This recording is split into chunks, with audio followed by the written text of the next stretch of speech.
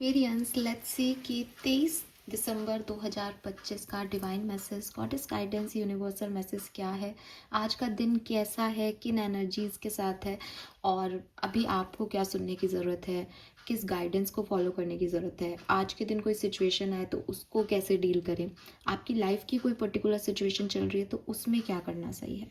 So let's see कुंभ राशि आपके लिए क्या मैसेज हमें मिलते हैं। सबसे पहले देखते हैं आपकी ओवरऑल जनरल एनर्जी क्या है आज के दिन की। सो ये sun moon Venus rising Aquarians की रीडिंग है।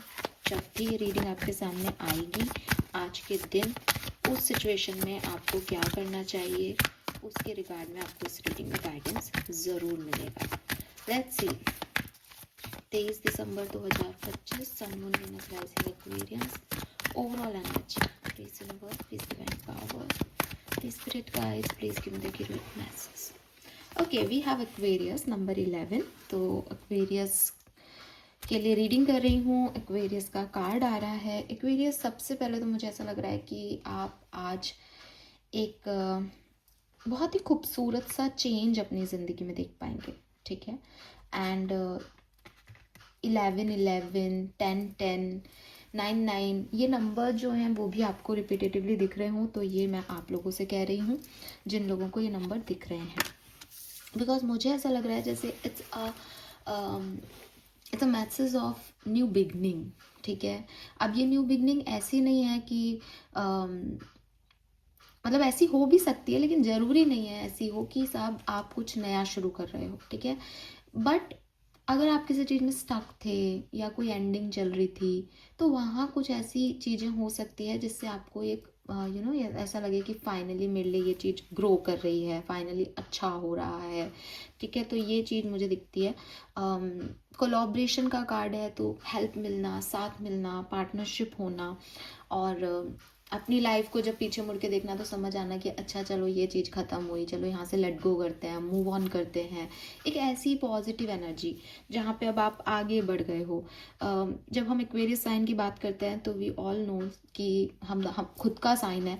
तो यहाँ पे एक्वेरियस जो है वो एक्वेरियस बहुत फ्रीडम लवर होते हैं, तो अपने मन से जी पाना, अपनी अपनी एनर्जीज़ में रह पाना, ऐसा दिन है। कुछ बनने की तलाश नहीं करना, लोग आपको वैलिडेशन दे उसकी फ़िक्र नहीं करना, बल्कि लोगों के लिए गिवर होना कि मैं कर देता हूँ, ये मेरे अंदर ये पावर्स हैं, लाओ मैं हील कर सकता हूँ, मैं ये काम कर सकता हूँ। तो एक ऐसी एनर्जी है जहाँ आप स्वतंत्र हो, जहाँ आप गिवर हो, जहाँ आप अपनी सोच के साथ हो, जहाँ आप हो एक्वेरियस। और जब भी हम ऐसी एनर्जी में होते हैं कि हम हैं तो ना तो हमें पास्ट सताता है ना हमें फ्यूचर की कोई परवाह होती है। इसीलिए मैंने कहा कि आप 10 और 11 की एनर्जी में हो कि ठीक है अब ये चीज़ ऐसे है और मुझे ये करना है।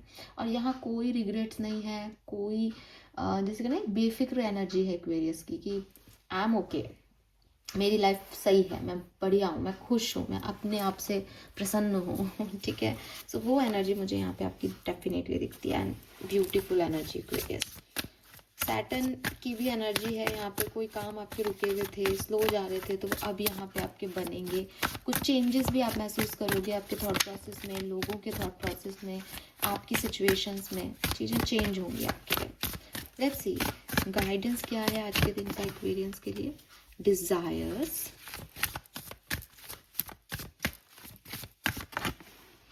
And worthy. ओह वाह, वाटर एनर्जी बहुत सुंदर है, मैं लूंगी, लॉन्गिंग। सबकॉन्शियस माइंड की एनर्जी ले लेते हैं आप। Okay wow, okay we got the cards.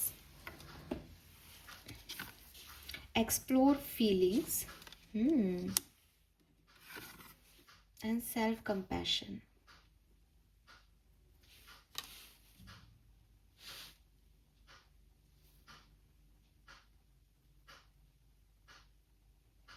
Okay,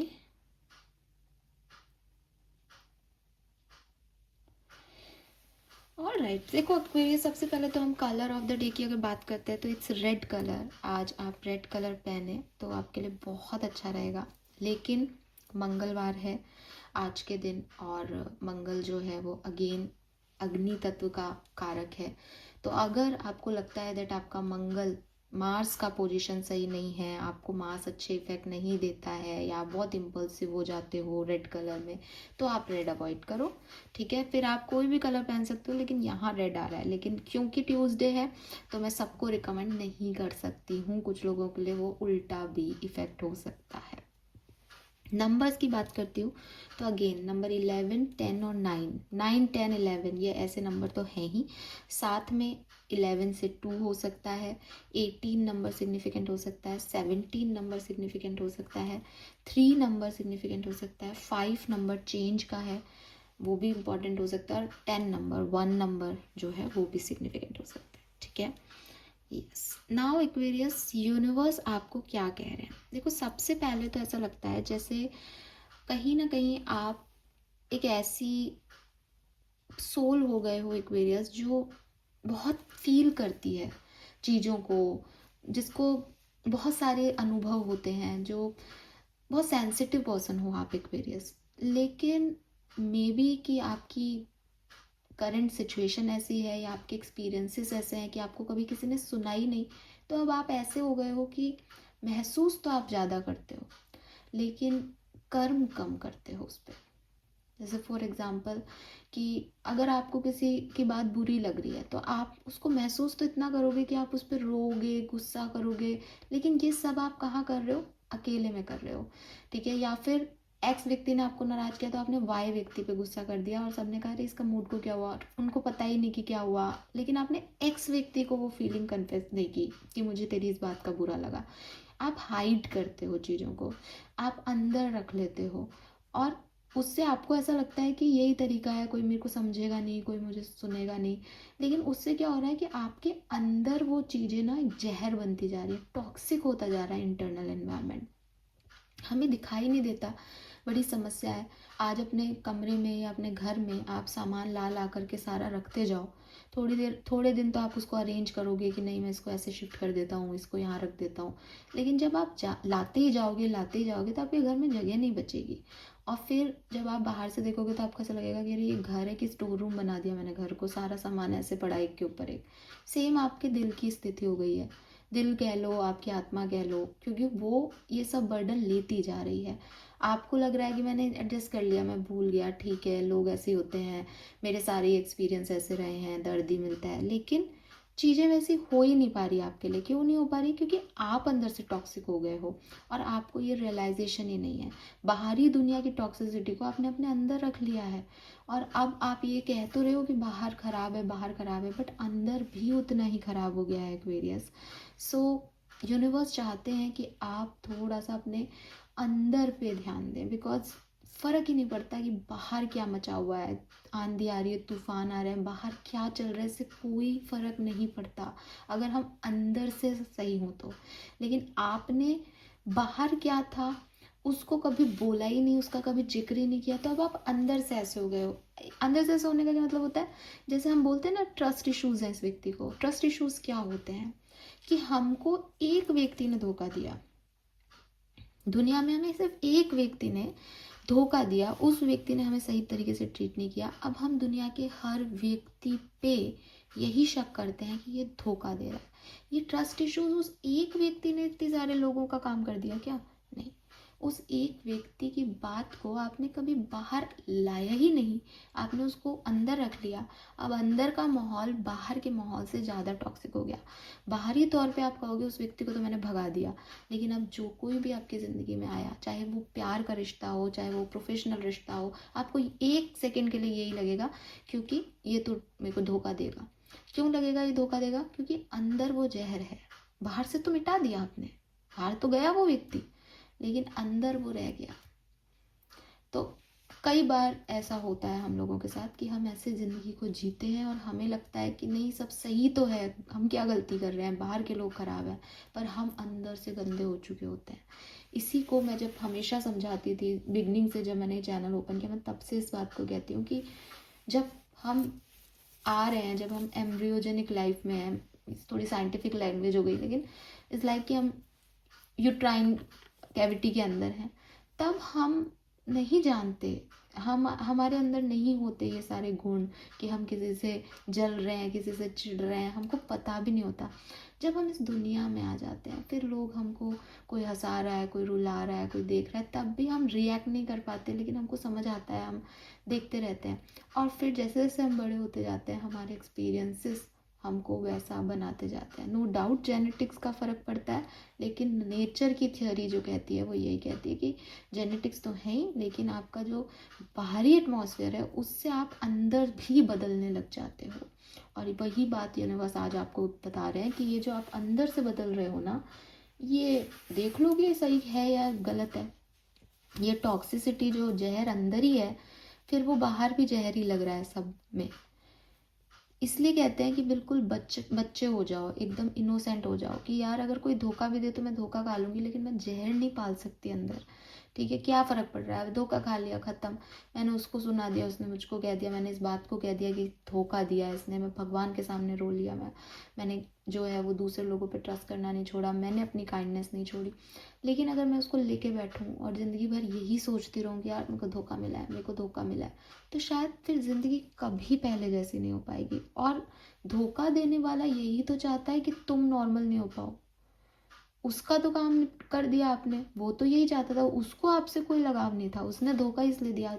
हम अपने लोगों को धोखा नहीं देते, लेकिन आपने उसको तो सक्सेसफुल कर दिया और खुद आपने हार मान ली ऐसा करके। तो ये चीज़ आप समझें एक्वेरियस, दैट अपनी फीलिंग्स अंदर क्या चल रही हैं, क्या वो पॉजिटिव हैं, क्यों है वो फीलिंग्स, किसको क्लोज़र देने की ज़रूरत है, किस पे काम करने की ज़रूरत है, क्या ऑथेंटिसिटी है। ऐसा तो नहीं है कि मैं दुनिया के सामने अच्छा बनने के लिए बहुत कुछ बोल रहा हूँ, लेकिन एक्चुअली मैं उन चीज़ों को नहीं फील कर पा रहा हूँ, अंदर से मैं एक ख़राब इंसान हूँ। या हो सकता है मैं बाहरी तौर पे सबसे लड़ रहा हूँ, लेकिन अंदर मैं बहुत प्योर इंसान हूँ, मुझे कोई मतलब ही नहीं है इन सब चीज़ों से। तो ये ड्युअलिटी मत लाओ, अपनी ऑथेंटिक सेल्फ में रहो, अच्छी तो अच्छी, बुरी तो बुरी। इसीलिए यहाँ पे सेल्फ कंपैशन का कार्ड भी आ रहा है, दैट अपने इम्परफेक्शन को अपनी स्ट्रेंथ बनाना शुरू करो एक्वेरियस। ऐसा नहीं है कि दुनिया क्या कहेगी कि मैं कितना ख़राब इंसान हूँ, मैं ऐसा कर रहा हूँ। दुनिया कौन है? दुनिया तो अच्छे लोगों को भी जज कर देती है। उन्होंने तो सीता जी को भी नहीं छोड़ा, राधा जी को भी नहीं जो छोड़ा। आज की तारीख में अगर कोई राधा जैसी स्त्री हो जाए तो वो उसका जीना आराम कर दें। एक तरफ वो मंदिरों में राधा जी को पूज रहे हैं। तो दुनिया, मैं यहाँ पे किसी भी धर्म का मजाक नहीं बना रही, लेकिन मैं आपको ये बता रही हूँ कि दुनिया समय समय पे अपनी रूप रेखाएं, मॉरल वैल्यूज सब बदलती रहती है अपने अकॉर्डिंग। आप उसमें नहीं पढ़ो, आप अपना देखो, आपको क्या सही लगता है। और आपको जो भी सही लगता है वो सही है या नहीं दुनिया के पैमाने पे, उससे फ़र्क नहीं पड़ता, क्योंकि वो आपको लग चुका है। आप दुनिया के पैमाने पे उसको लगाना बंद नहीं कर सकते।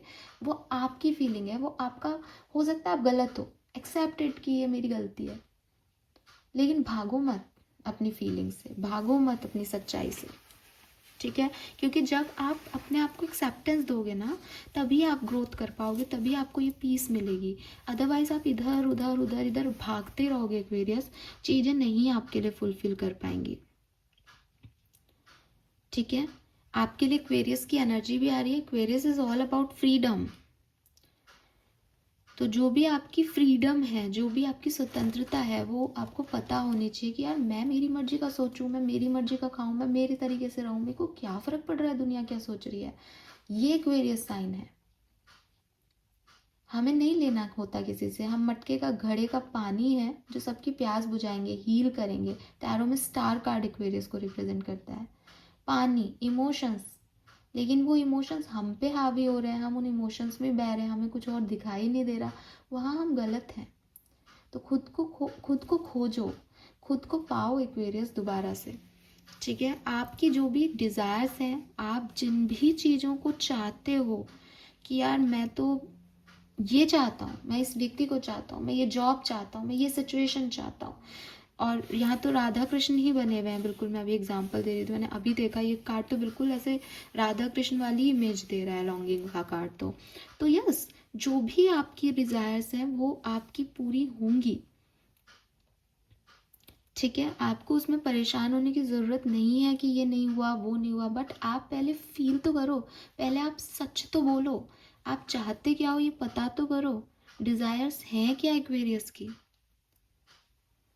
प्लस खुद का वर्थ जानो एक्वेरियस, खुद में इतने कॉन्फिडेंट रहो कि हाँ मैं ये चाहता हूँ और मैं ये कर लूँगा, मैं इसीलिए चाहता हूँ, मेरी आत्मा ने इसको चाहा इसलिए क्योंकि ये मुझे पता है कि ये होना है। मैं किसी ऐसी चीज़ को नहीं चाहता जो मेरी नहीं हो सकती। अगर मैंने चाहा है तो मैं कैपेबल हूँ इसको पाने के लिए। सिंपल। और यूनिवर्स पे बिलीव करो कि वो आपके लिए काम कर रहे हैं, करेंगे, उन्होंने आपको यहाँ तक पहुँचाया है। जो फीलिंग्स है आपकी वो भी कहीं ना कहीं उनकी देन है, बिकॉज उनके मर्जी के बिना कोई पत्ता भी नहीं हिलता। तो खुद को क्रिटिसाइज कर रहे हो तो ये समझो, खुद को एकदम वर्थलेस समझते हो कि मैं तो कुछ कर ही नहीं सकता, नहीं, यू आर वर्थी। आपको समझना होगा दैट आप कौन हो। ऐसे लोगों के बीच रहो जो आपको आपका वर्थ बताएं, ऐसे लोगों के बीच बैठने का कोई फायदा नहीं है जो आप पे उंगली उठाएं। ठीक है, ऐसे लोगों को चुनो जो आपको वैल्यू देते हैं एक्वेरियस।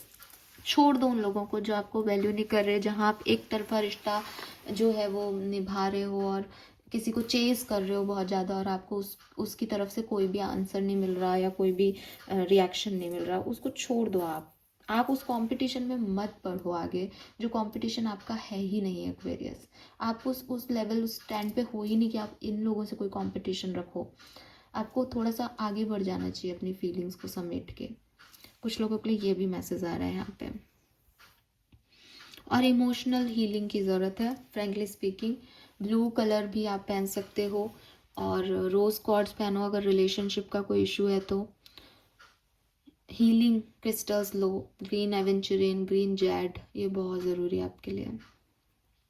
ठीक है, यस। तो मेरे को ऐसे दिन वाइज तो आप मेरे को मूव ऑन करते हुए और समझदार होते हुए दिख रहे हो, लेकिन हाँ इन चीज़ों पे काम करो, ये बहुत ज़रूरी है। This is all for you. Thank you so much मुझे सुनने के लिए। चैनल को लाइक और सब्सक्राइब कीजिएगा। बाय।